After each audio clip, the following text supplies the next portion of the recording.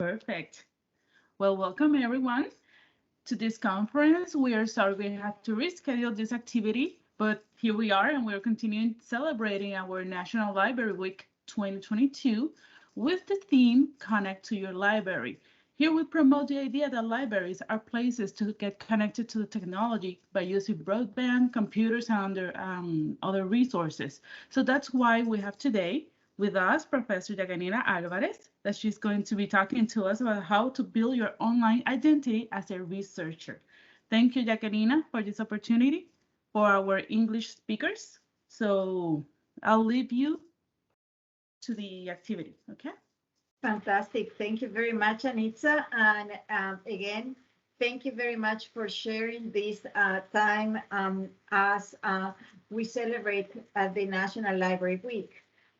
As Anitza mentioned, we were going to do this presentation. We already had the Spanish version of the presentation. We are doing this as an opportunity for English speakers, both faculty and grad students. And we just want to make sure that you know that even though the presentation is English, in English, you can always ask questions in Spanish or English, and you can open your mic or you can just use the chat. I am going to be monitoring the chat. And so if you have any issues with connectivity or you have questions, feel free to let me know either way by chat or by opening your mic. So without further ado, I think we are going to start because we have quite a bit of content to go through today. So today we are going to talk about your online identity as researchers. And I wanted to, before we start, I just wanted to hear or read in the chat, what are the platforms that you're using right now? Are you active in social media? Is that social media only available for your personal use? So if you can just type in the chat, what are you doing right now to build this identity? LinkedIn, let's see.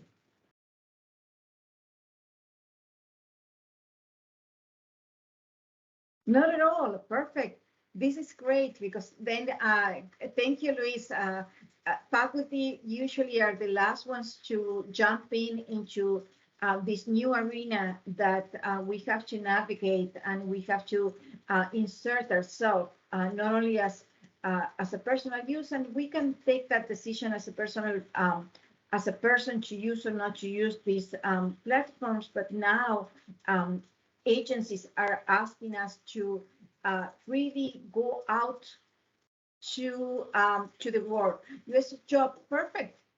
Researchgate, LinkedIn, social media for personal use, Researchgate, perfect.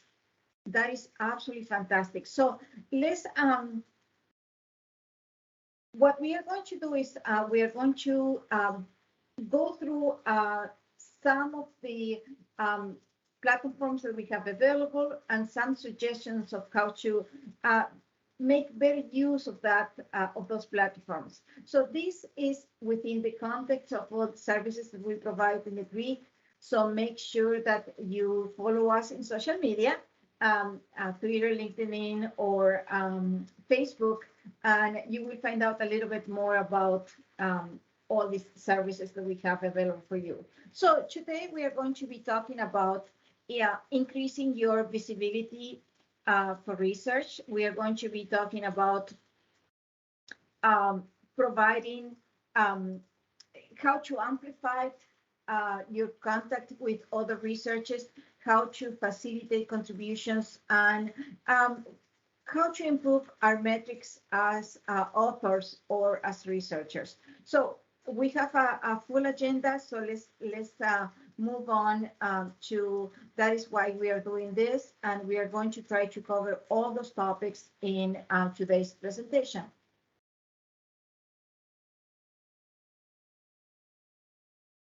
So these are just some of the platforms that are out there.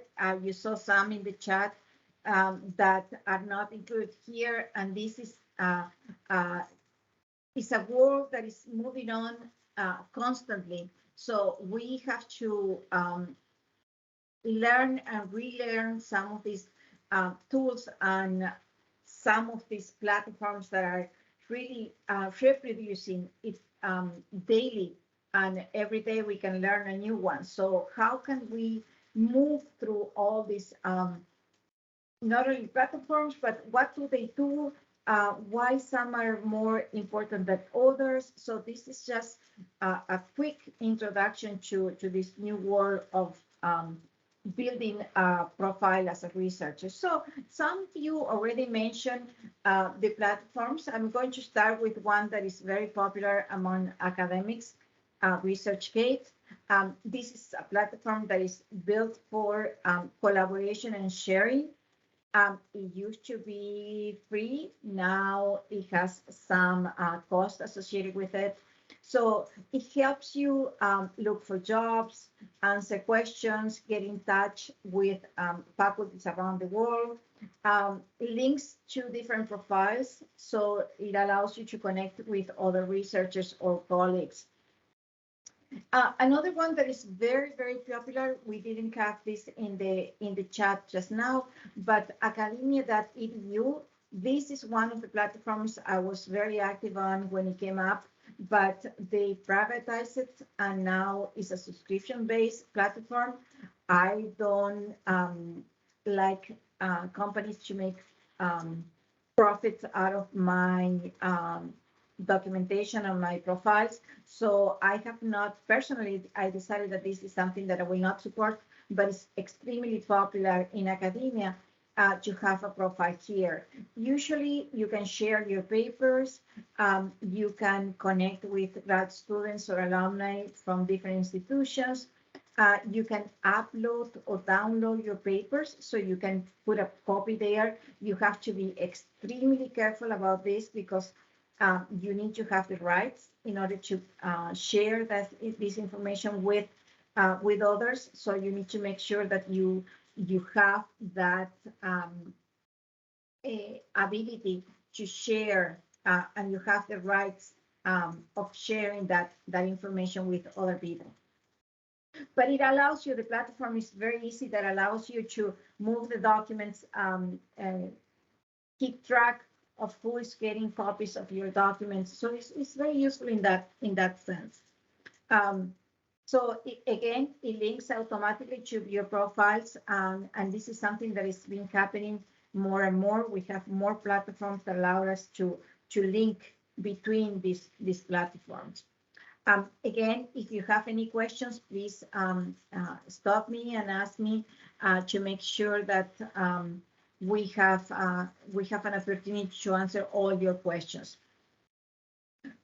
So another one, and this is something that we have here on campus, is a way of creating institutional profiles that we can track your productivity. So we try to create these profiles here on campus. The address, and I'm going to show you just a tiny little bit of what is Vivo. Vivo is an open source platform. What we did is we connected with UPRM with your email, institutional email. This is something that you can request us the access, and we will give you access. Originally, we were trying to do this with the departments and have them update the information, but it didn't really work that way. So the beauty about this particular platform is that you can look at a particular profile, you can search for it, and in this case, it's exclusively about our faculty here on campus. I'm going to use a colleague from the chemistry department, and because I know that he keeps his profile up to date, and as you can see, he can update all the information. He can have his research areas highlighted, and then he can add links to publications, to his research, teaching, even services, and if you want to have affiliation. So it's really similar to a CV, but the beauty about this is that at the institutional level, it allows us to um, create connections. For instance, within a department, if we go back to his profile, and we can see that he has an author network and a map science, so we could get information as the systematic as a group. So, for instance, we can see the chemistry departments, and oops, that link didn't go through. But let me just show you the authors network. So it visually represents all those people that he's actively publishing with, and also the areas where he is more predominantly researching. So you will see on highlighted areas in different colors. So it's a way of visualization of the data. And we were hoping that more people will use it, but it's, it's, it's one of the things that you need to keep up to date, you need to maintain. But if you are interested in updating your profile, feel free to let us know, and we can help you with that.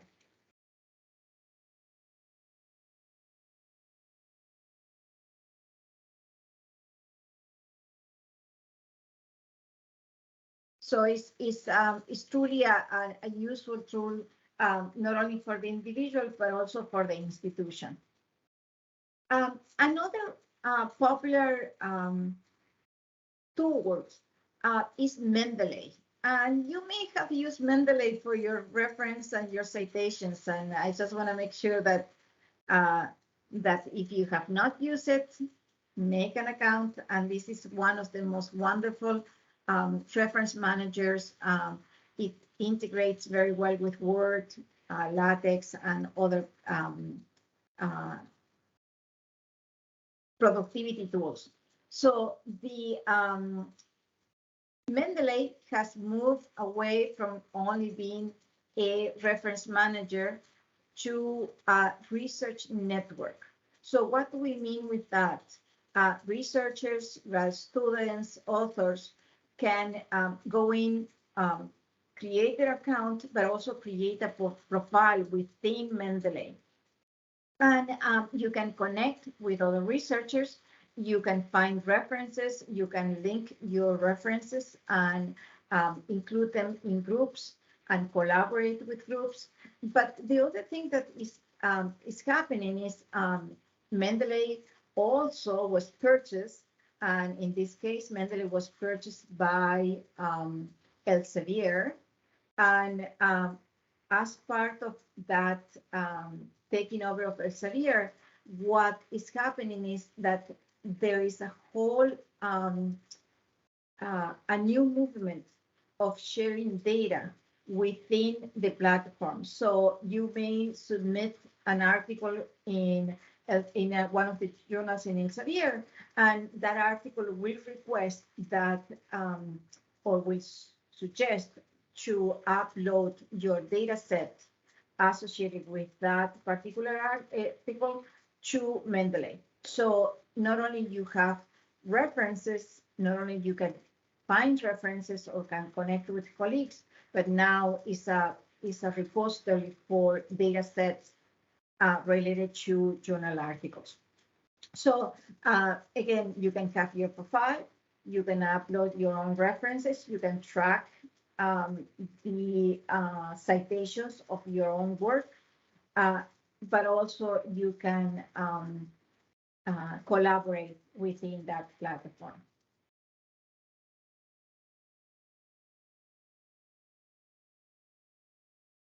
So these are just some of the links. We are going to share these presentations with you. And just this is a summary of what we have seen so far.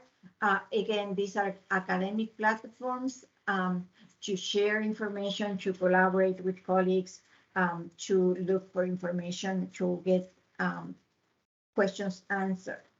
So then we have a whole suite of social media spaces.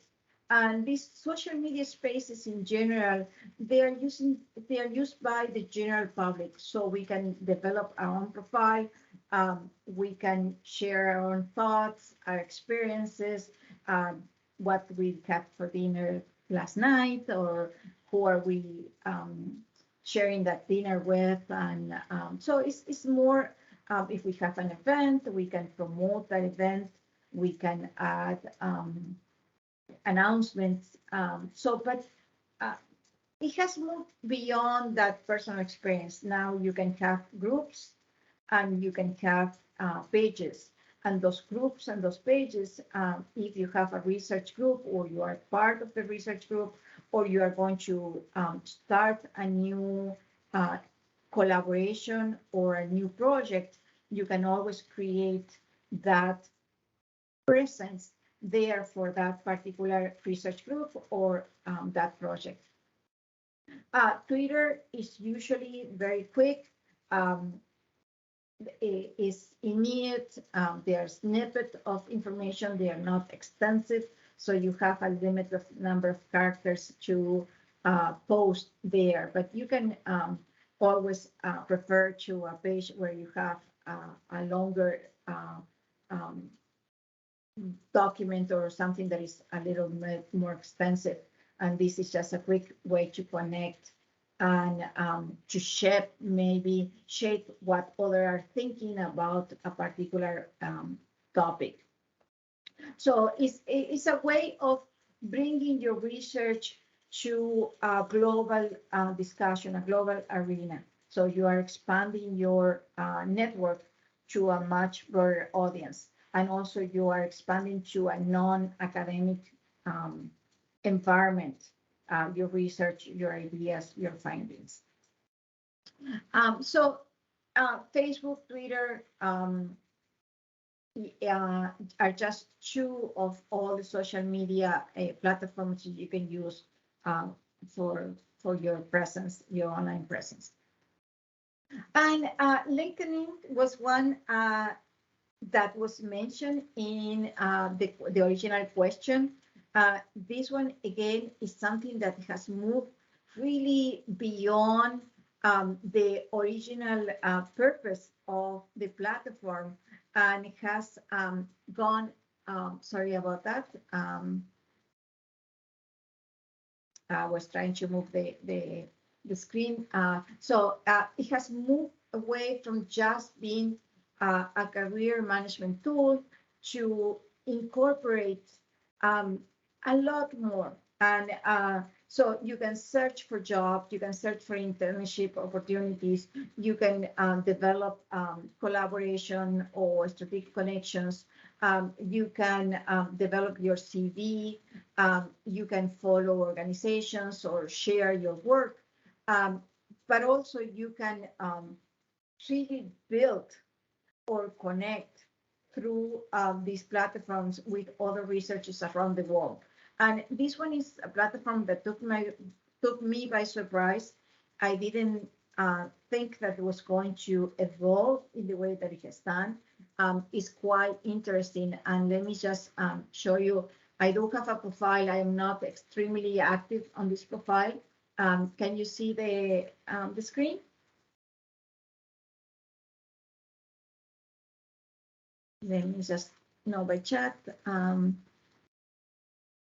So one of the things that will happen is that you develop your network and you can connect with different people, and the news of those that are part of your network will show up here. A lot of people create profiles in LinkedIn really as automatically, but again, it has moved forward from that. And you can use hashtags. And one of the things that you can do is, and there is a lot of conversations about how can you use LinkedIn to develop your writing skills, how to present yourself online, how to use LinkedIn as a way of communication.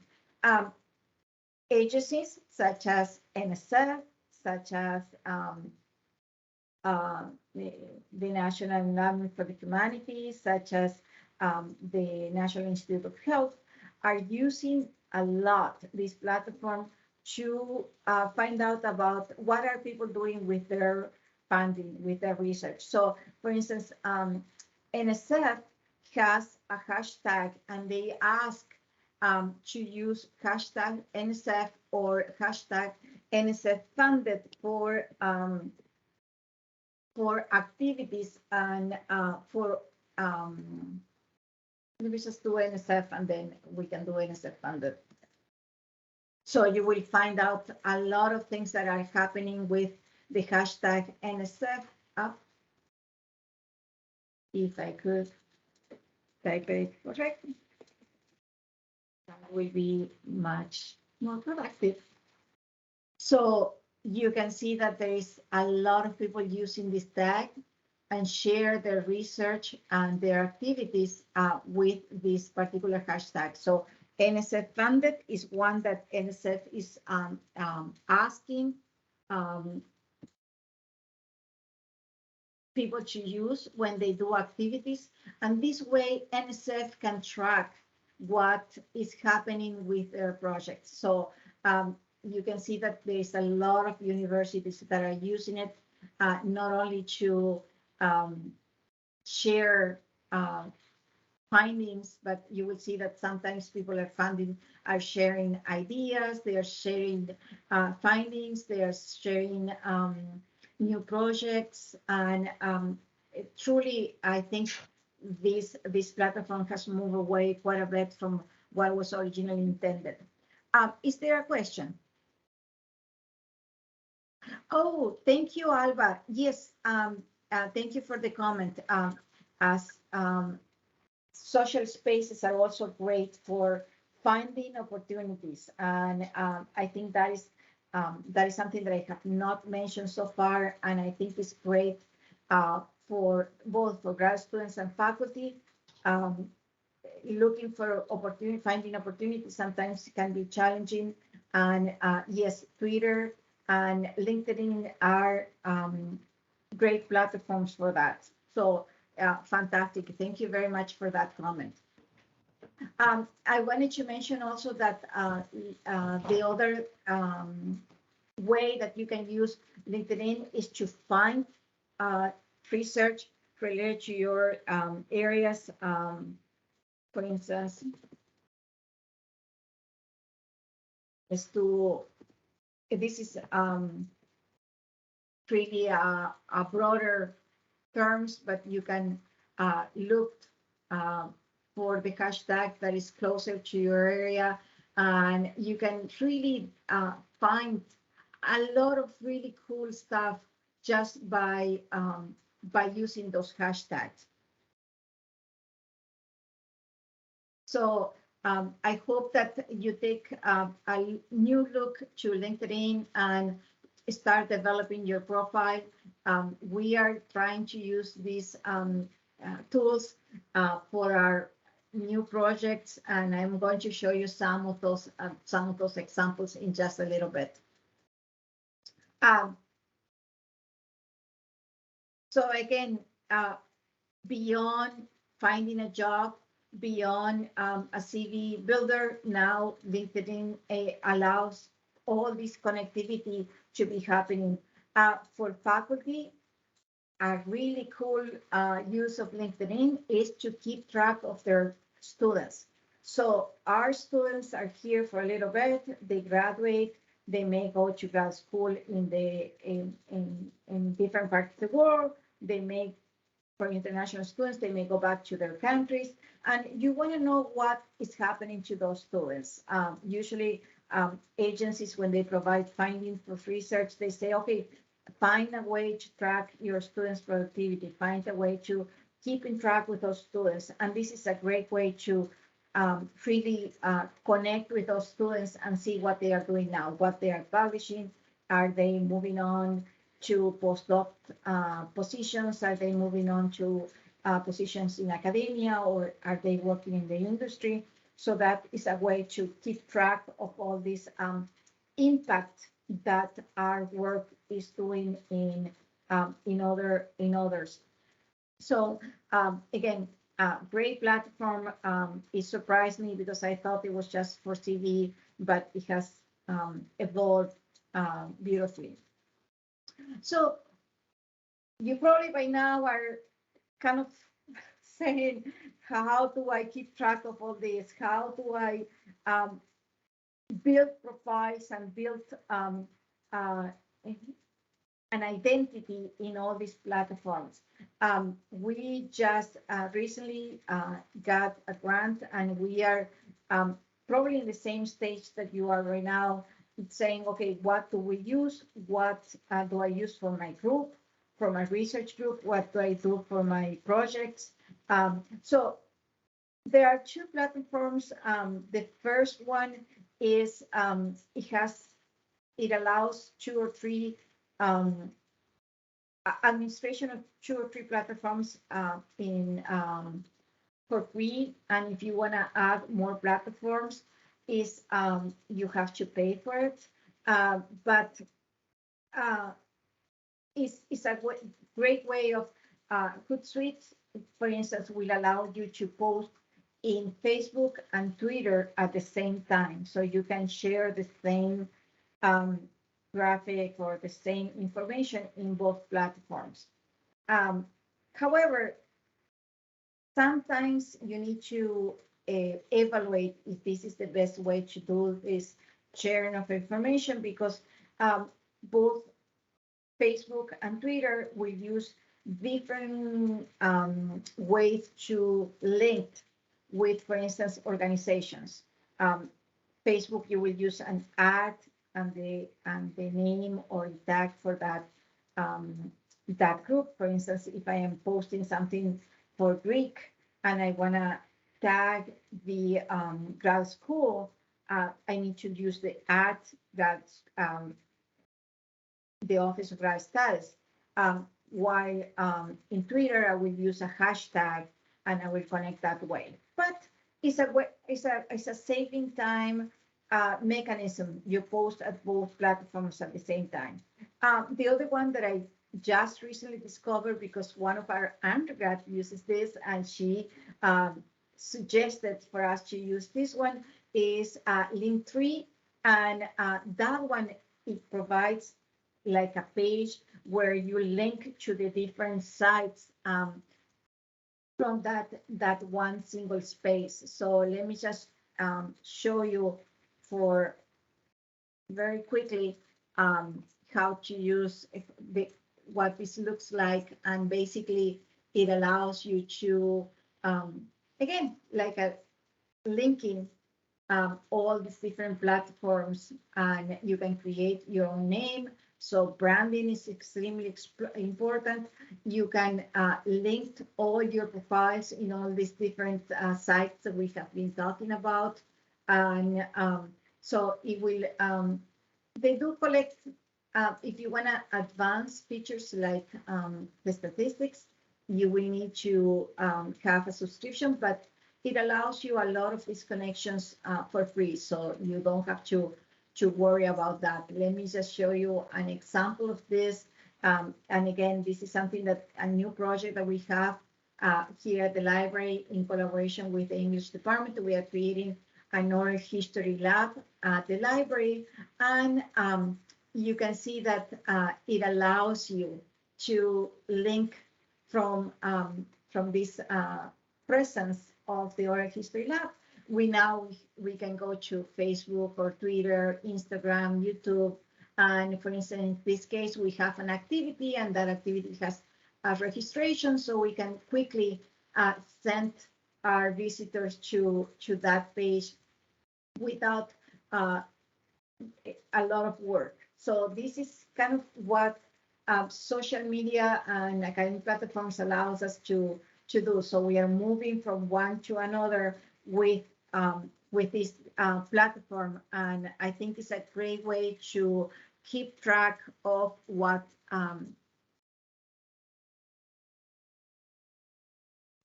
we are doing. So I'm going to ask some of the questions that you have in the chat at the end, because I think they are really interesting, but I want to move to one more thing. But if a question comes up to you, please make sure to write it, and we will go over all those questions in just a little bit. So these are, again, these two platforms allowed us to administer all the other platforms we were talking about, especially social media platforms, and keep track of what is happening. One of the things that we have been able to do, for instance, Greek was developed under a grant from the Department of Education. And for the annual report, we needed to include impact, or how we were reaching out and showing those the activities and what we were doing. So one of the things that we did is that we consciously decided to have a social media presence, and without that social media presence, we kept track of all the statistics for our social media platforms. And when it was time for the annual report, we go into the platforms, get the statistics, and include that as a way of showing impact or broader impact of our work. So these two tools are great to, especially to connect with those social media platforms. Let's move on a little bit. Anissa, please tell me if there is any questions that are pressing at the moment, but otherwise I will answer the questions at the end. Okay.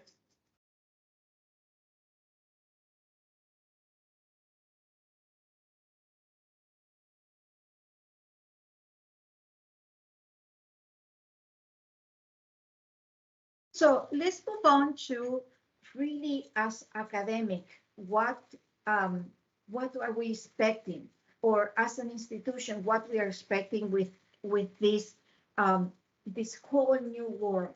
One of the things that we need to develop when we are thinking about this online environment and how to build our identity is also how do we develop a scientific signature that provides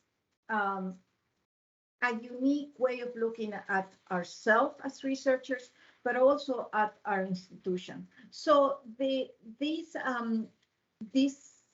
concept, and you may not have heard of it before, of scientific signature, is something that is extremely important, and it will help us move to the next issue. So the again, is a way of determining a unique personal name and a name for our institution. So how do we name our institution?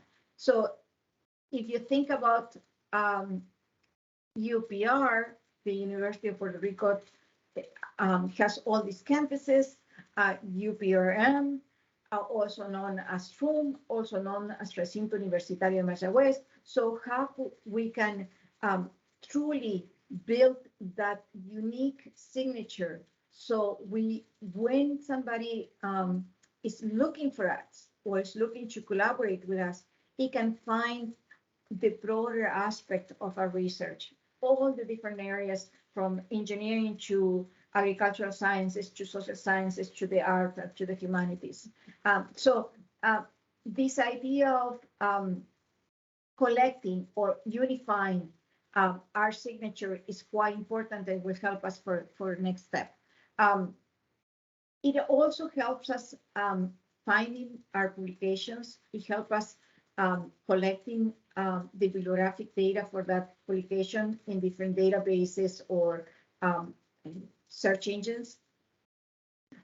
It helps us really standardize our names, our institution names, and receive proper citation when citation is due. So it's really help us with that connectivity. So if you don't know, you may not know, or you may know, we have a certification from UPR, from the Junta de Gobierno, that specify how to work, how to standardize this issue.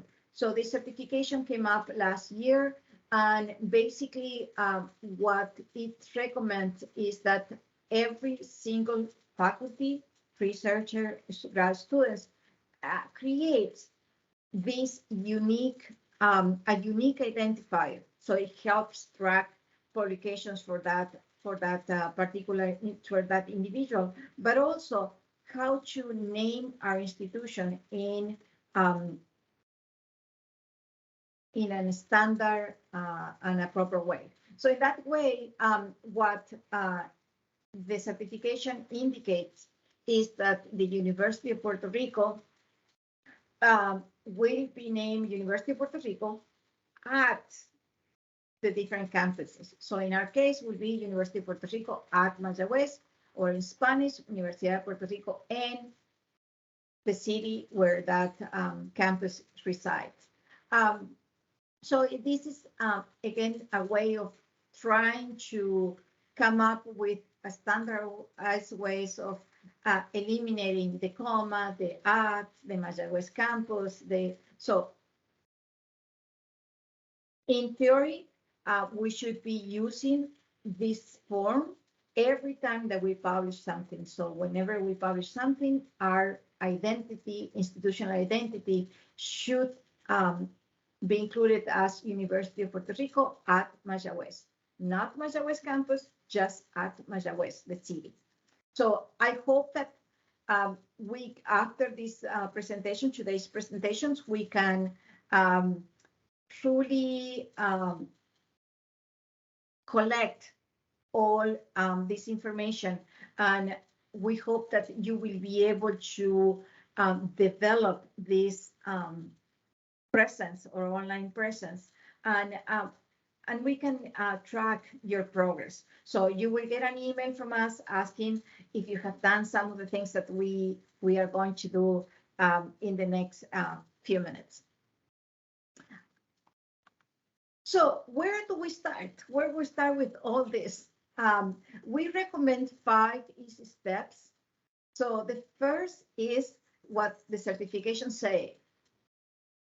Figure out what is the scientific signature. What is your scientific signature? How are you going to be known to the world?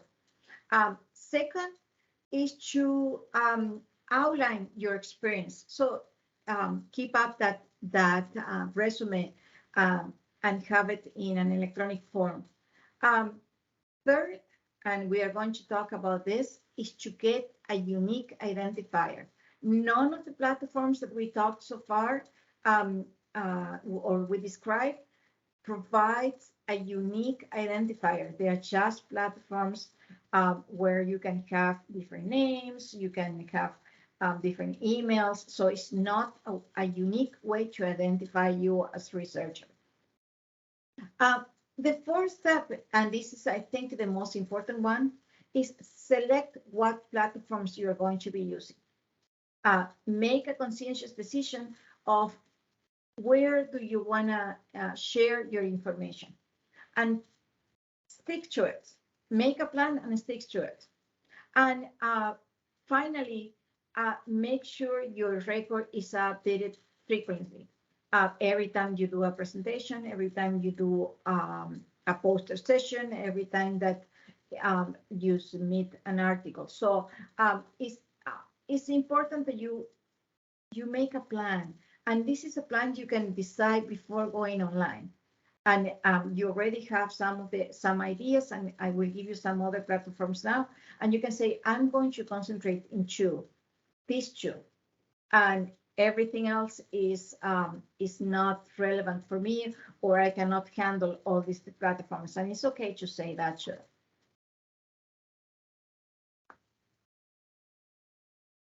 So first things first, how do we differ if we have a common name? How do we identify ourselves? How do we differentiate ourselves from other people that have our own names?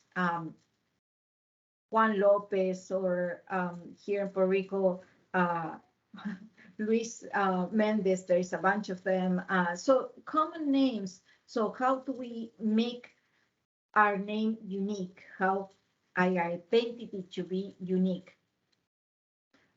So how many versions of your name? A lot of you know me as Jackie, but my name is Jacqueline. So how do we do that unification?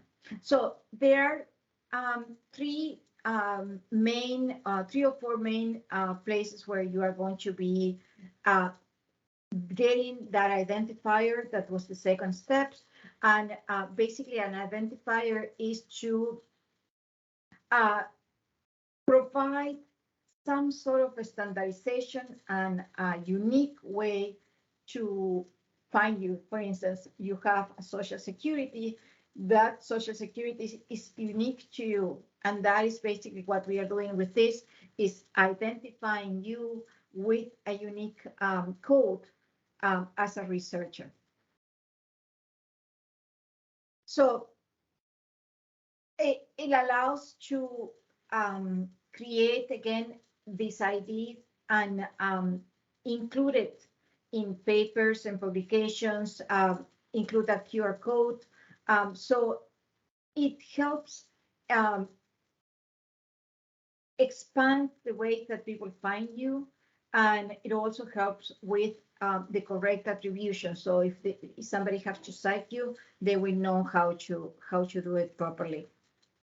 So these researchers identifiers that we just mentioned, we are going to work extensively with Orchid because that is what the certification suggests that we are going to be using. So for UPRM, actually this has become the standard for identifiers, is basically that that unique number.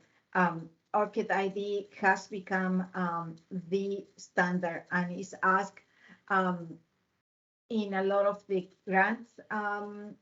Grant agencies are asking for this number. The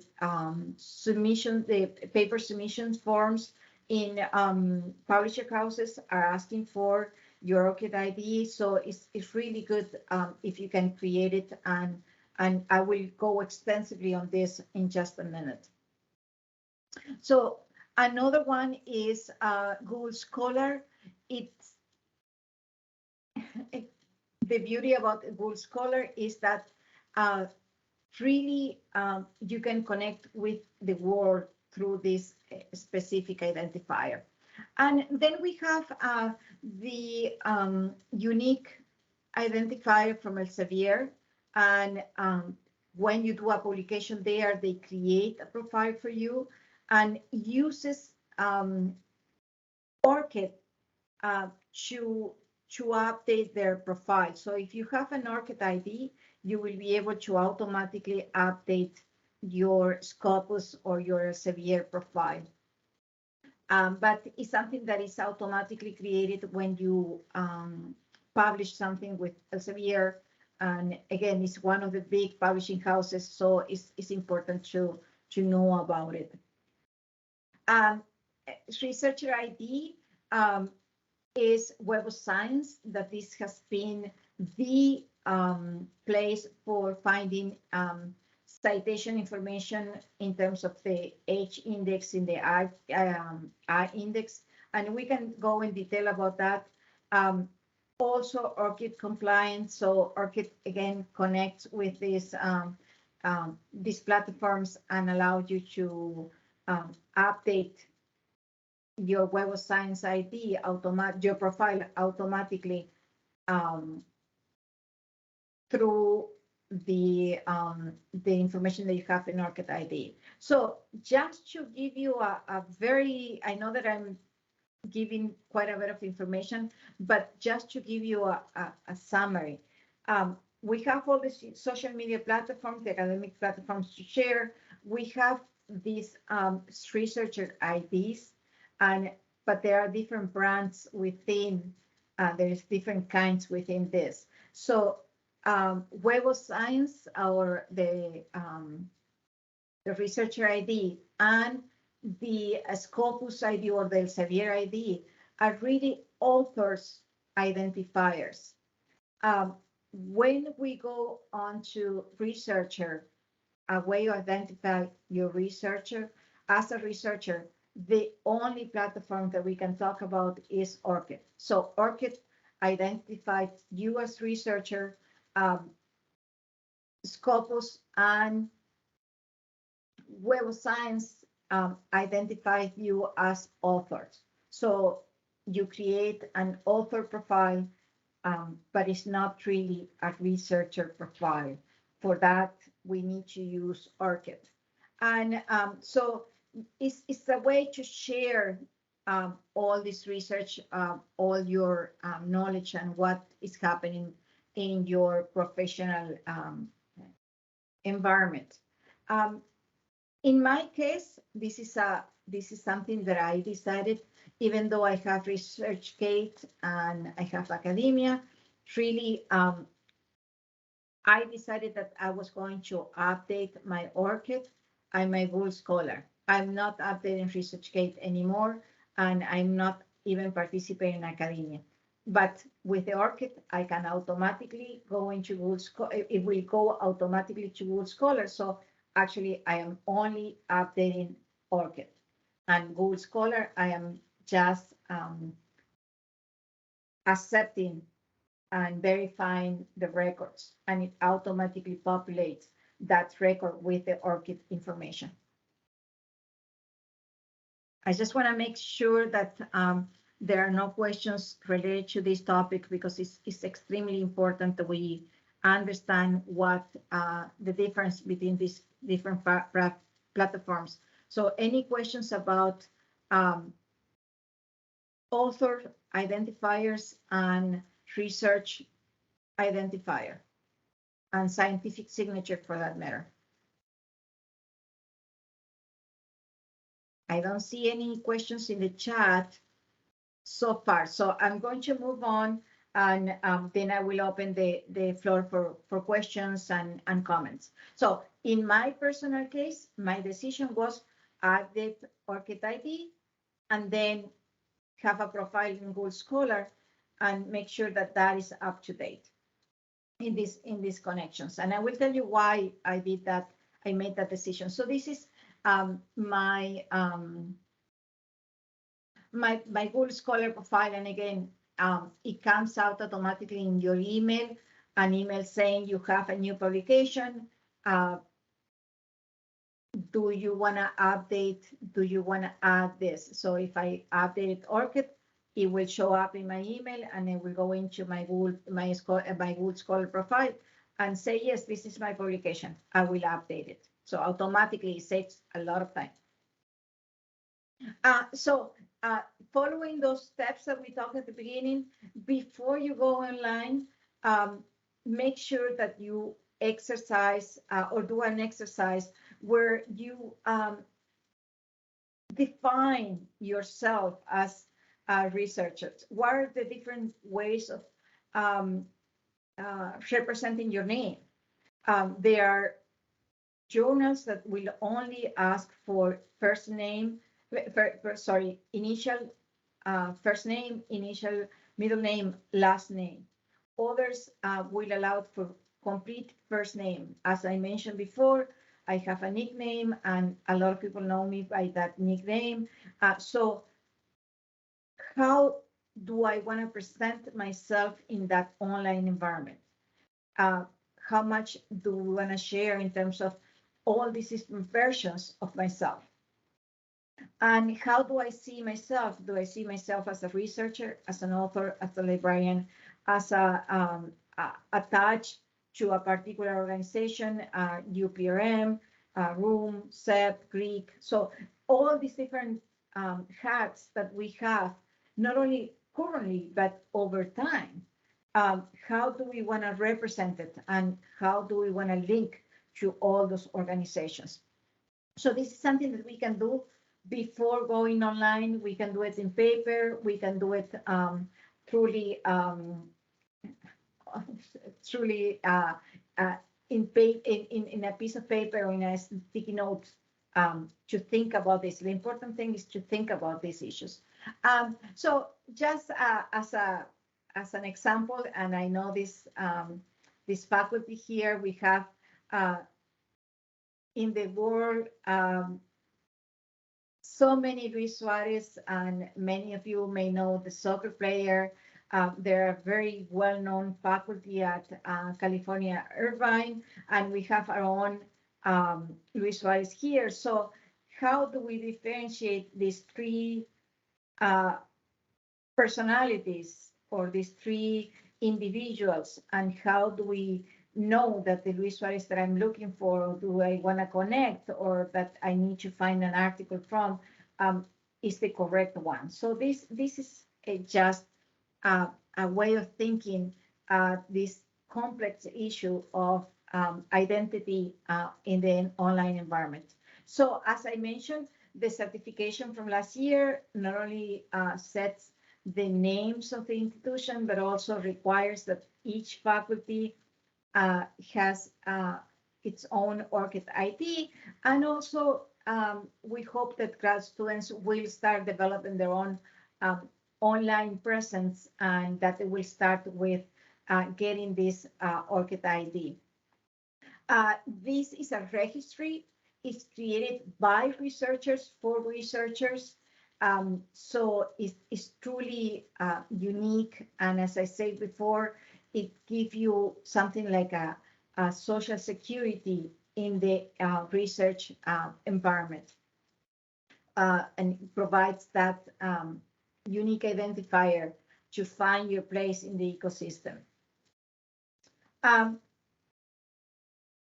It's a combination of, it's a 16-digit code. It gives you a way of creating your own QR code, which is really cool for posters, or when you go to conference, or to add to your web page. That web page, we have not talked about that, and that is a whole other area where you can develop your online presence. But the cool thing about the QR code is that you can just stick it in many different places. And as I mentioned before, it has become a standard for publishing. So it reduces duplication, it reduces ambiguity in terms of your naming and your naming convention. It allows you to differentiate and to become unique in that with that number. The other thing that Orchid allows you to do is to automatically update all the other platforms, which is really useful. So it's being used as part of the submission process for papers. Is required to be part of the grant agency's submission process. Is very useful for repositories to find, to link your data sets, for instance, and it's being used by universities. So your profile is yours. However, all these different players have taken advantage to connect with researchers on with this one individual identifier. So I think it's really it's a way to make this direct connection between a researcher and the whole ecosystem, between publishing, requesting grants. Also, it goes through the whole research cycle. And again, it's required, and here is just a few examples. Springer, if you're going to publish there, you need to have your Orchid ID. Elsevier requires that. ACS requires that. And agencies like NSF requires that when you do your biosketch, you are going to do it through platforms that it was developed by the National Institute of Health, but that uses the information from Orchid. And I will show you that in just a minute. So this is a requirement, and that from 2020. So you have to have those biosketches done in these platforms. Otherwise, you will not be able to submit. And the CID people, Evelyn, and they go through the process of verifying your information, but you need to have this profile built before you apply for a grant. So there are 3 steps. You register, you add your information, and you use your identifier again in all these different places. I'm going to move on to the platform so I can show you the different aspects. I do have those screenshots, but I like more to see it. And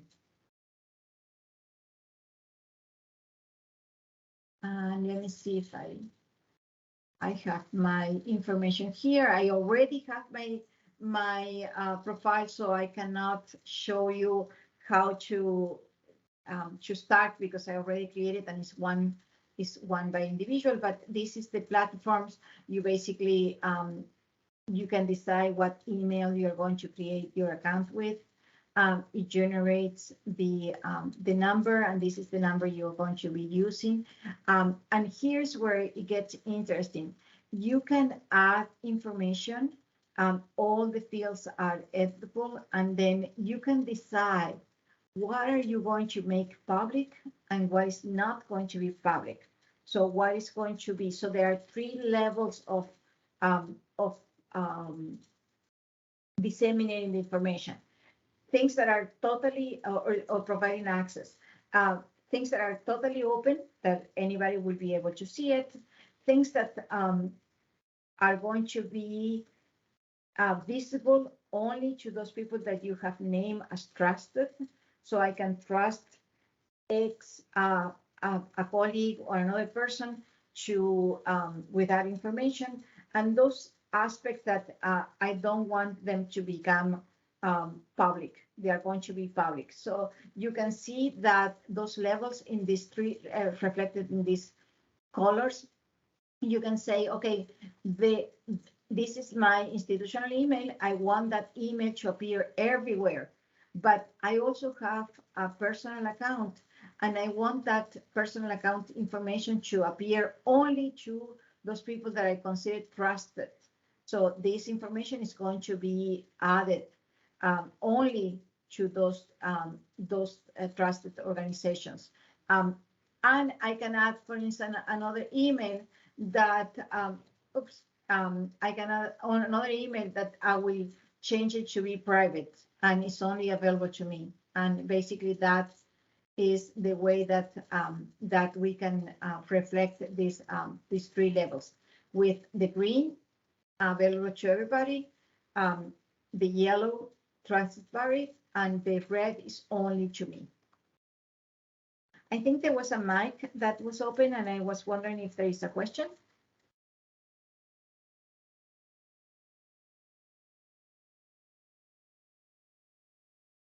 Okay, if there is no question, let's continue to look at this profile. So these are, as I mentioned before, these are different ways to represent myself that have appeared or in the world. I don't have a last name, a second last name. If I use a second last name, I may have to make a decision if I'm going to hyphenate or not, and if I'm going to use that second last name. So for a lot of people, there is that decision. The other decision that we have to make if we are going to use the accents or not. And I really like to see the accents, but it causes a lot of problems with systems that are not used to having accents or umlauts, or so it does sometimes create problems, and I will show you just a little bit. I can create my biography, that is a synopsis of who I am and what do I do, and it's a way again to find more information about me, and this is a way of controlling what is the information that we wanna share. Then we can go on through the different sections, the same thing that a resume. past employers, what positions we hold in that as part of that process. For instance, many of you know that I was the coordinator for SEP, and that lasted until last year. So I can add a start and an end date for that particular job. Before coming to Puerto Rico, I was at the University of Wisconsin in Madison, and there I was a librarian from several years, and you can do the math. I am kind of old, so I've been around for a while, and I have quite a bit of experience in that, working in for a long time. So you can expand all the information, and again, decide if you don't want some information to be public, you can just change that level of information. This is really cool. You can go and add your funding, especially for faculty that have their PIs or co-PIs, with the grant number, or with just the name of the project.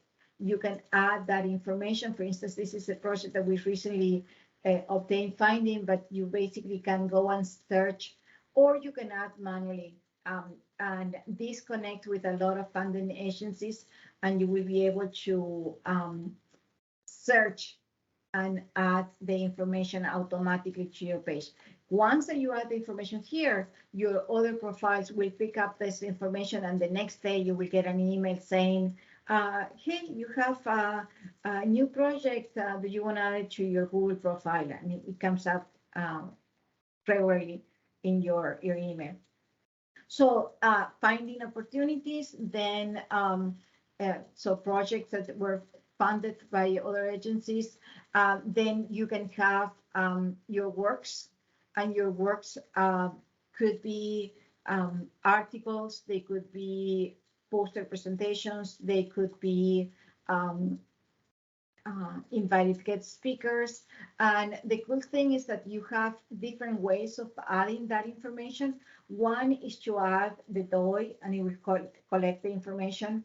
A second one is to add, if you use a reference manager like EndNote or Mendeley or LaTeX, you can download the citations in BibTeX, and you can upload that information automatically. Or you can just add it manually if it's something that you want to, that is unique. For instance, presentation in Prism, there is a local event. You may not find it in these large databases. You need to add the information directly. So all of this information is really cool. And again, you can do it automatically. And these are some of my works. And I will tell you why this is up to date right now. We recently submitted a grant from NSF, and we needed to have the bio sketches up to date. So I had to go in, update my profile in Orchid, and then I needed to create my bio sketch in NSF, for NSF, and I'm not sure if there are a lot of you that are doing work in with grants in different agencies, but this is becoming a standard for generating your CV online. So basically, what is this is the platform where you are going to go in and create. In my case, sorry about this. I think there's a little issue here, and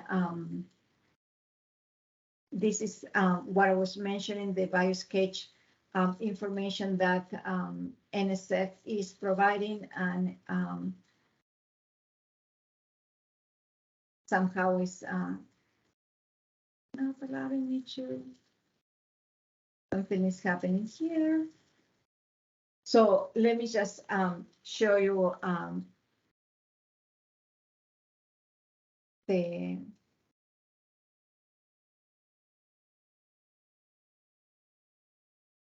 NSF BioSketch.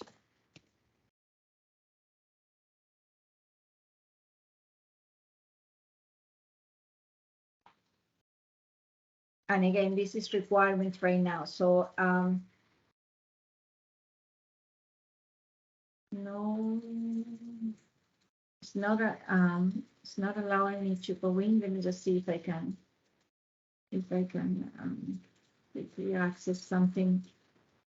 Something is going on, but it was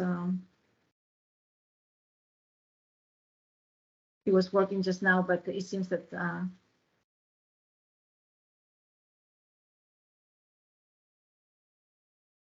so the platform is called Science.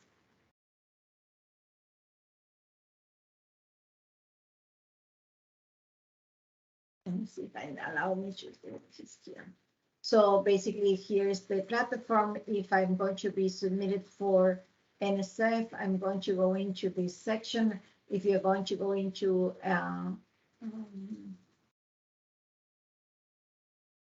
let's see if I can access the platform. I'm asking it through another way to go in, and hopefully it will allow me to go in.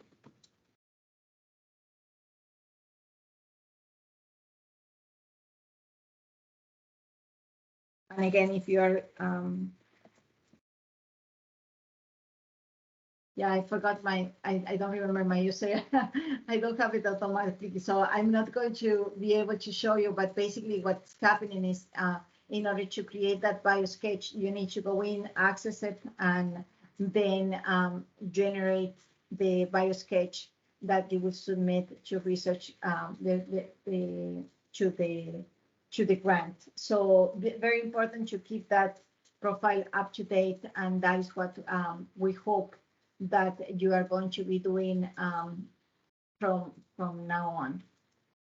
So these are some screenshots of the things that I just mentioned.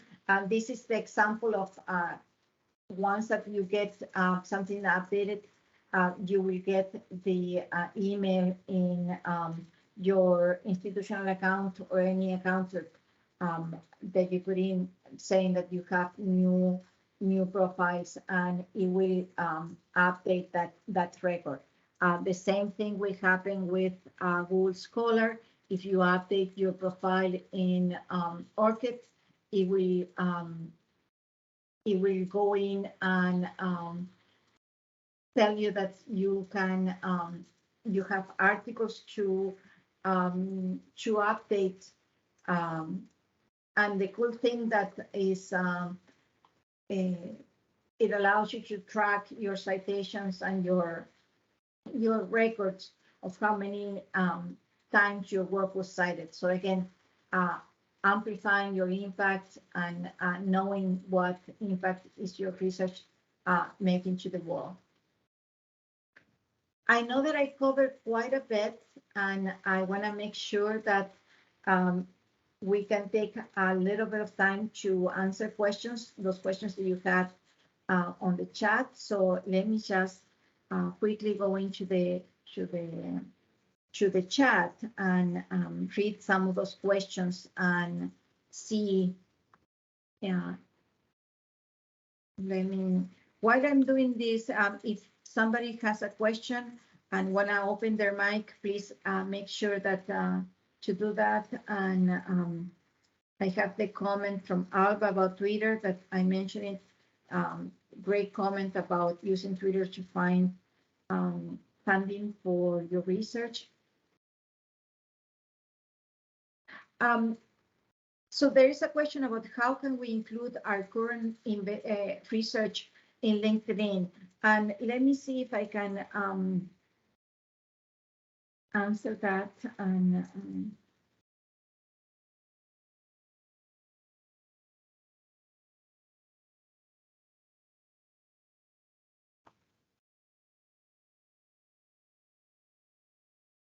so there are different ways that you can really connect your research, your current research, to through LinkedIn. And I mentioned it using the tags just now, a little while ago.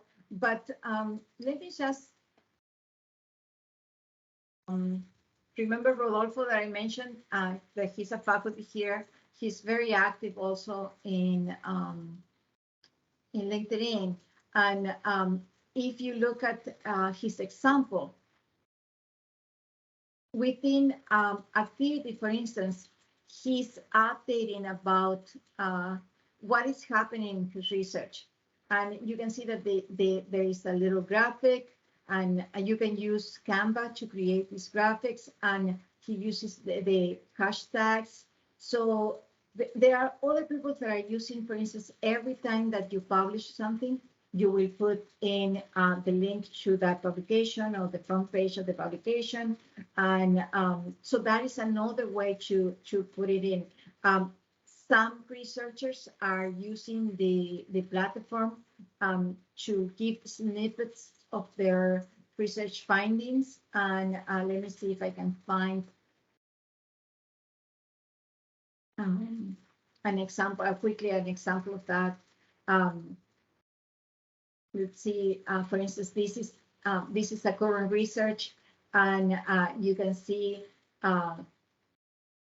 they are making announcements for some research that has been going on. And again, you just link to something that may be more extensive that is in another page, but you can really, a lot of ways to do that.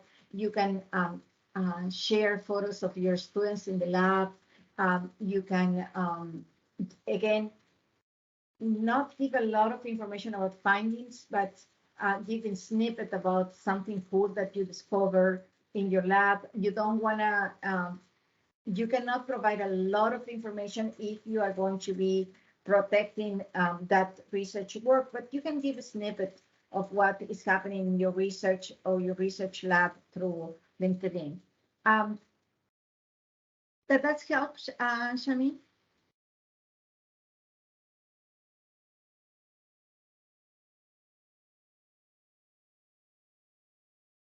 Oh, thank you, Anita, for adding that information also to the question in the chat. More questions, comments?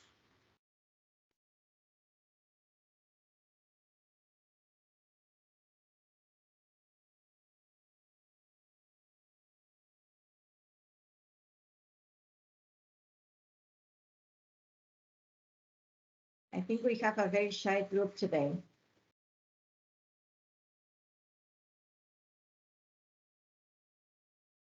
Do you have questions about a particular platform or how to use it?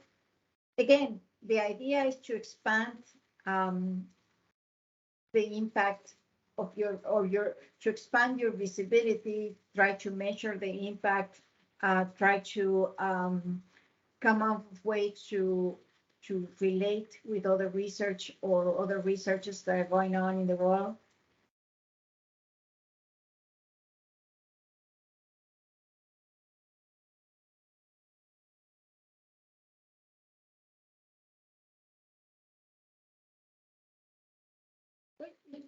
If we don't have more, thank you, Christian.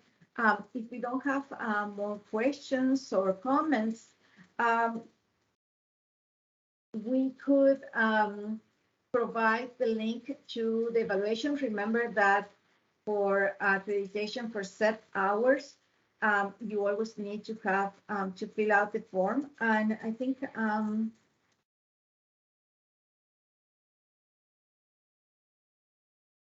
thank you, Travis. In your case, as new faculty, it's extremely important you start thinking about this, and that especially you start tracking your social media presence, your impact is in the world. So you are in a very unique opportunity because you are starting with all this. So cool. Thank you for the question about the recording, and that reminds me that we do have a LibGuide in the library, and if you don't know how to get to our LibGuide, it's basically you can search Greek UPRM, and it will come up, or you can just search for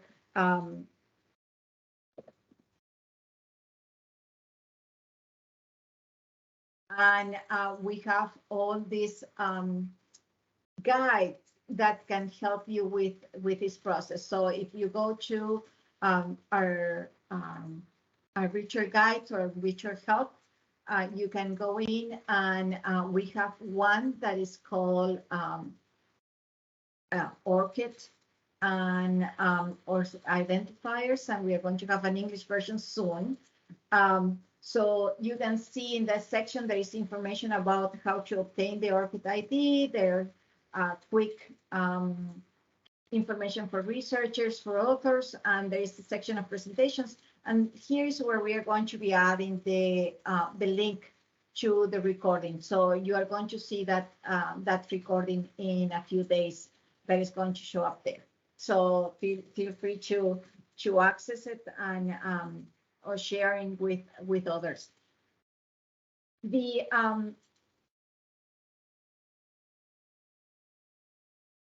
link to the evaluation is already in the chat. The password is identity. And there are at the end a few questions, and those questions, they're basic questions for SEP to accredit your hours. So again, feel free to fill out the form, and thank you very much for participating, for sharing with us. Remember that tomorrow we're still having one more activity for Library Week, and that activity is related to our colleague and co-worker Jose Morales Benitez is going to be offering a workshop. And the link for that is also at the library homepage. Let me just get it and get it to you. Thanks again for participating. Gracias. Si no hay preguntas, me pueden hacer las preguntas en español o en inglés. And I'm looking for the link for the tomorrow's workshop. Anita, if you have it handy, or Evelyn, if you're there. Okay, I'm just looking for it. Yes, I didn't copy it. Sorry about that. I got the other ones, but I didn't.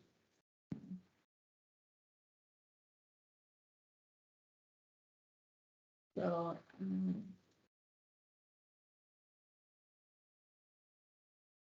so tomorrow we are going to have one that is extremely important for both graduate students and faculty that are going to be doing publishing, how to use Creative Commons licenses in order to enhance the impact of your research. So again, this is going to be tomorrow at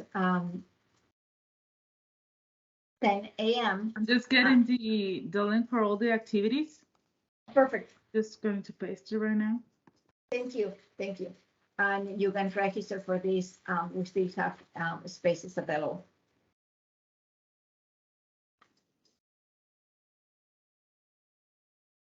Thank you very much. I hope that this was useful. Again, if you have any questions, any comments, feel free to let us know by emailing us or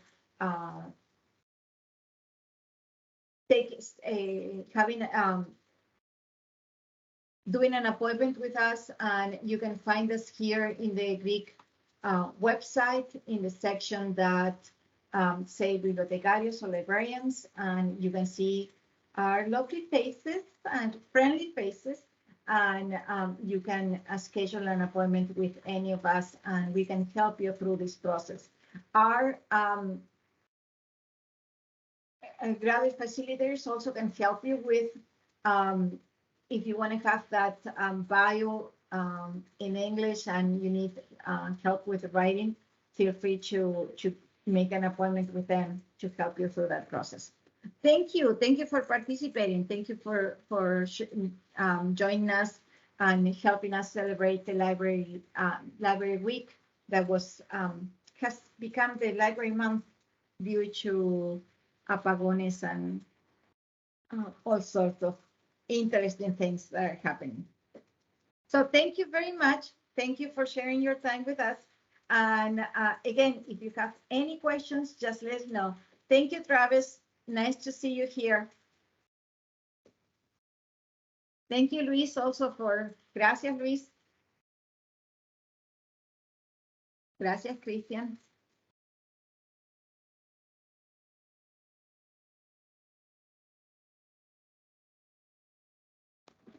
Have a great day. Thank you very much.